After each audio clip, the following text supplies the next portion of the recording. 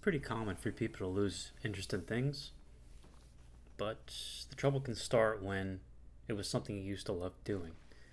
Could be a hobby, could be a line of work, could be a subject or a topic, could be some kind of form of media. And when you lose interest in those things, it can be very discouraging because then you would have to go back out into the world and search for more hobbies and interests, only to eventually lose interest in those hobbies, and then the cycle continues over and over again. And constantly trying to find a place for yourself within these interests. This is how I was with my various job choices throughout the years. I worked in retail, food service, something as far out there as HVAC repairs, and even personal training. And that was all within the span of like 10 years. And I'm still evolving to this day. Right now I'm working on a combination of video making and website development. And through the years of growing these various interests and jobs and hobbies, I've learned that one of the key factors in finding your true interests is to pinpoint what your gifts and your talents are. But what are talents and gifts, and how are they different? Talents are something you practice over and over again in order to gain a certain level of skill or efficiency. You start as a novice and you work up to becoming an expert. Gifts can be similar, but it's something that you have a natural talent for from the beginning. Some people are naturally bigger and stronger, which makes them better at lifting weights. Others are small but flexible, which makes them better at, say, gymnastics or something like that. These are examples of gifts.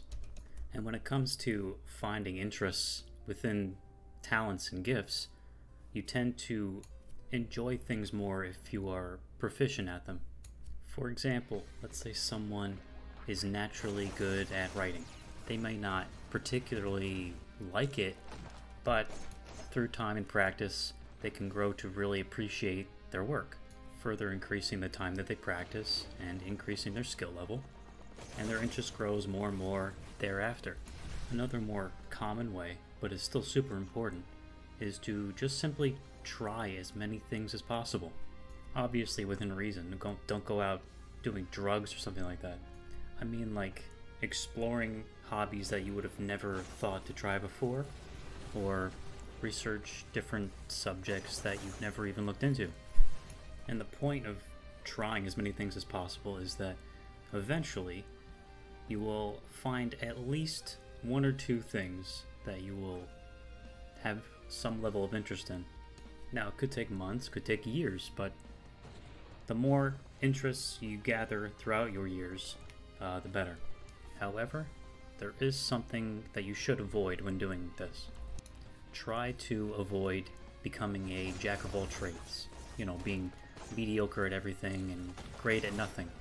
This can happen when you have a big amount of interests, especially very different ones, and you never really become really proficient at one or two things. They say variety is the spice of life, but not when it takes you away from things that you have real potential in. Always reevaluate those interests and make sure you're taking part in those things for the right reasons. Now, your reasons for liking things can change as well. You could go into a specific line of work looking to just get as much money as possible, and in doing so you might grow to actually like that subject matter.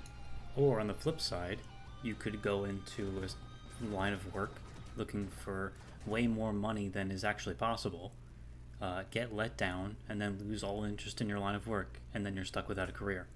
Your initial motivation for continuing a line of interest can significantly impact your motivation for that interest. Do something because you like it, not because you feel that you should, is what I'm trying to say. So, just to quickly summarize, there are two things that can help you find interests, one of which being stick with what you're good at, your talents and gifts. When you practice those relentlessly, your love for those talents and gifts will grow exponentially.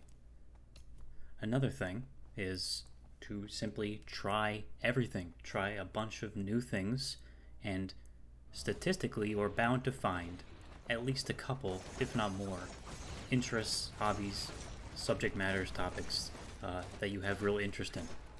And finally, how you maintain those interests relies on the reasons for starting. If you're going into these interests with good intentions, it could drastically improve your motivation throughout your practice of these interests.